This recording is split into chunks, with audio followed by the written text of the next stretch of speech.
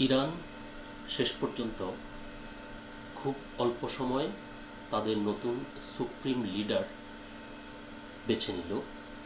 আর এই পদে আসলেন মার্কিন যুক্তরাষ্ট্র এবং ইসরায়েলের হাতে নিহত ইরানের সর্বোচ্চ ধর্মীয় নেতা আয়াতুল্লাহ আল খামেনির ছেলে মুজতবা খামেনি। সুপ্রিয় দর্শকবৃন্দ, আসসালামু আলাইকুম রহমতুল্লাহি ওয়া বারাকাতুহু। তৃতীয় শুভেচ্ছা নেবেন, আশা করি সকলেই ভালো আছেন। আমার দেশ পত্রিকায় একটি প্রতিবেদন প্রকাশিত হয়েছে, যার শিরোনাম বলছে যে কে এই মুজতবা খামেনি, যুদ্ধের মধ্যে ইরানের নতুন সুপ্রিম লিডার।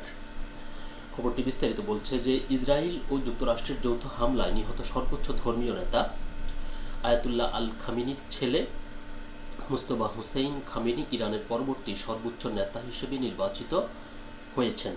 রোববার দেশটির ধর্মীয় নেতারা আয়াতুল্লাহ খামেনির দ্বিতীয় ছেলেকে নতুন নেতা হিসেবে ঘোষণা করেন। এর আগে কয়েকদিন ধরেই পশ্চিমা ও ইসরায়েলি বিভিন্ন গণমাধ্যম আভাস দেওয়া হচ্ছিল যে ৫৬ বছর বয়সী মুজতবা খামেনি নতুন নেতা হতে যাচ্ছেন। ৩ মার্চ লন্ডন ভিত্তিক ইরানি বিরোধী সংবাদ মাধ্যম ইরান ইন্টারন্যাশনাল ও সূত্রের বরাতে জানায়, ইরানের সর্বোচ্চ ধর্মীয় নেতা নির্বাচনের দায়িত্বে থাকা ৮৮ সদস্যের বিশেষজ্ঞ পরিষদ প্রয়াত আয়াতুল্লাহ খামেনির স্থলাভিষিক্ত হিসেবে তার দ্বিতীয় ছেলে মুজতবাকে বেছে নিয়েছে। তবে ইরানের রাষ্ট্রীয় গণমাধ্যমগুলো প্রথম দিকে এ বিষয়ে কোনো মন্তব্য করেনি। আল জাজিরা বা মধ্যপ্রাচ্য ভিত্তিক বড় কোনো গণমাধ্যমও তখন মুজতবা খামেনির নির্বাচিত হওয়ার বিষয়টি নিশ্চিত করেনি। দীর্ঘদিন ধরেই অনেকের ধারণা ছিল বাবার পর ইরানের নেতৃত্বে আসতে পারেন মুজতবা খামেনি। খামেনির সমর্থকদের মতে তাকে সেইভাবে প্রস্তুত করা হয়েছিল। অন্যদিকে সমালোচকদের দাবি, বড় মাপের ধর্মীয় আলেম না হওয়া সত্ত্বেও তার নেতৃত্বে আসার পেছনে বিপ্লবী রক্ষী বাহিনী আইআরজিসির ভূমিকা থাকতে পারে।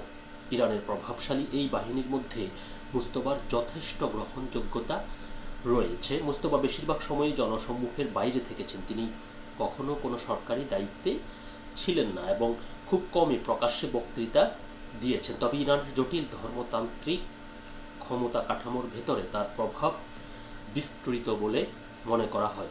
১৯৬৯ সালে মাশহাদ শহরে জন্ম নেওয়া মুজতবা ৬ ভাই বোনের মধ্যে দ্বিতীয়। ছোটবেলাতেই তার বাবা ইরানের শেষ শাহ মোহাম্মদ রেজা পাহলভিকে উৎখাতের আন্দোলনের সঙ্গে যুক্ত ছিলেন। অর্থাৎ খামেনির কথা বলা হচ্ছে, যিনি কয়েকদিন আগে নিহত হয়েছেন। ১৯৭৯ সালের ইসলামিক বিপ্লবের পর খামেনি পরিবার রাজনীতির কেন্দ্রবিন্দুতে উঠে আসে। তেহরানে আসার পর মুজতবা পড়াশোনা করেন আলাভি হাই স্কুলে। পরে তিনি ধর্মীয় শিক্ষানীতিতে কোম শহরে যান এবং রক্ষণশীল আলেমদের কাছে দীর্ঘ সময় পড়াশোনা করেন। তবে এত বছর ধর্মীয় শিক্ষা গ্রহণ করলেও তিনি আয়াতুল্লাহ পদমর্যাদা অর্জন করতে পারেননি। সাংবিধানিকভাবে সর্বোচ্চ ধর্মীয় নেতার উচ্চ ধর্মীয় মর্যাদা থাকার কথা থাকায় তার ক্ষমতায় আসা নিয়ে জ্যেষ্ঠ আলেমদের মধ্যে আপত্তি থাকতে পারে বলে মনে করা হয়। ইরান ইরাক যুদ্ধের সময় মুজতবা হাবিব ব্যাটালিয়নে অংশ নেন। সে সময় নিরাপত্তা ও গোয়েন্দা সংস্থায় পরে গুরুত্বপূর্ণ দায়িত্ব পাওয়া অনেক ব্যক্তির সঙ্গে তার ঘনিষ্ঠতা গড়ে ওঠে। নির্বাচনে জয়ী হওয়া বা কোনো সরকারি পদে না থাকলেও দীর্ঘদিন ধরেই তাকে বাবার কার্যালয়ের গুরুত্বপূর্ণ ব্যক্তি হিসেবে দেখা হতো। অনেকেই তাকে সাবেক সর্বোচ্চ নেতা আয়াতুল্লাহ খোমেনির ছেলে আহমদ খোমেনির মতো প্রভাবশালী ব্যক্তি হিসেবে উল্লেখ করতেন। ২০১৯ সালে যুক্তরাষ্ট্র মুজতবা খামেনির উপর নিষেধাজ্ঞা আরোপ করে, অর্থাৎ যাকে এখন নতুন নেতা নির্বাচন করা হয়েছে তার উপরেও কিন্তু মার্কিন যুক্তরাষ্ট্র নিষেধাজ্ঞা আরোপ করেছিল। তখন ওয়াশিংটনের অভিযোগ ছিল আয়াতুল্লাহ খামেনি তার কিছু দায়িত্ব ছেলের কাছে হস্তান্তর করেছেন এবং জবাবদিহির বাইরে থেকেই মুজতবা সরকারি কাজে প্রভাব খাটাচ্ছেন।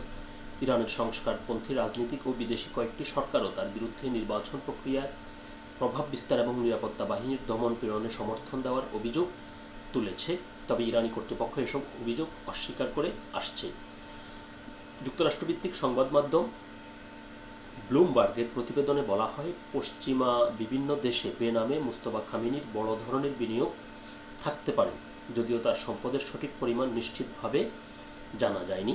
অন্যদিকে নিউ ইয়র্ক টাইমসের এক প্রতিবেদনে বলা হয়েছিল, মৃত্যুর আগে আয়াতুল্লাহ খামেনি তার উত্তরসূরি হিসেবে 3 জন জ্যেষ্ঠ আলেমের নাম উল্লেখ করেছিলেন।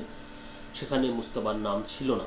তবু বাবার পর তিনি যদি সর্বোচ্চ নেতার দায়িত্ব নেন, তাহলে ইসলামিক প্রজাতন্ত্র প্রতিষ্ঠার পর রাজতন্ত্র বিরোধী যে শাসন ব্যবস্থা গড়ে ওঠে, সেটি নতুন করে প্রশ্নের মুখে পড়তে পারে বলে মনে করছেন অনেকে। ইরান ইন্টারন্যাশনালের দাবি, মুস্তফার ক্ষমতায় আসার পেছনে বিপ্লবী রক্ষী বাহিনীর আইআরজিসির বড় ভূমিকা রয়েছে।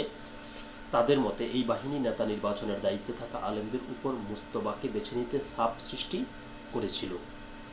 দায়িত্ব গ্রহণ করলে তাকে একদিকে আইআরজিসির কৌশল নির্ধারণ করতে হবে, অন্যদিকে ইসরায়েল ও যুক্তরাষ্ট্রের হামলা মোকাবেলা করতেও প্রস্তুতি নিতে হবে। একই সঙ্গে ইরাক সীমান্তে যুক্তরাষ্ট্র সমর্থিত কুর্দি যোদ্ধাদের সহ বিভিন্ন সশস্ত্র গোষ্ঠী এবং সম্ভাব্য অভ্যন্তরীণ বিক্ষোভ পরিস্থিতিও সামাল দিতে হতে পারে।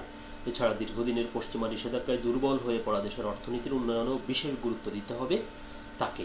ইরানের ক্ষমতা কাঠামোয় সর্বোচ্চ ধর্মীয় নেতার সিদ্ধান্তই চূড়ান্ত বলে বিবেচিত হয়। তিনি পররাষ্ট্রনীতি, প্রতিরক্ষা এবং গুরুত্বপূর্ণ রাষ্ট্রীয় বিষয়গুলো তদারকি করেন। একই সঙ্গে তিনি আইআরজিসি সহ দেশটির সশস্ত্র বাহিনীর সর্বাধিনায়ক হিসেবেও দায়িত্ব পালন করেন। তো প্রতিবেদন পড়ে বোঝা যাচ্ছে যে তার সম্পর্কে ইতিবাচক নেতিবাচক দু ধরনের খবরই প্রকাশিত হয়েছে। এবং তো দেখা যাক মার্কিন যুক্তরাষ্ট্র এবং ইসরায়েলের মতো শক্তিধর সামরিক দেশগুলোর বিরুদ্ধে তিনি কতটা কি করতে পারেন। তবে এটি একটি ভালো খবর যে ইরানের প্রভাবশালী এই সর্বোচ্চ নেতা আয়াতুল্লাহ খামেনির মৃত্যুর খুবই অল্প সময়ের মধ্যেই বলতে গেলে তারা নতুন নেতৃত্ব বাছাই করতে পেরেছে। এটি অবশ্যই একটি ভালো খবর। তো দেখা যাক তিনি তার নেতৃত্ব গুণে ইরানকে কোথায় নিয়ে যেতে পারেন, কিংবা মার্কিন যুক্তরাষ্ট্র এবং ইসরায়েল সহ বহিঃশত্রুর হাত থেকে তিনি ইরানকে কতটা রক্ষা করতে পারেন, সেটি এখন দেখার বিষয়। আগামী দিনগুলোতে আস্তে আস্তে তার কর্মকাণ্ডের মধ্য দিয়ে সেটি প্রতীয়মান হবে। তো সকলে ভালো থাকবেন, সুস্থ থাকবেন। আল্লাহ হাফেজ।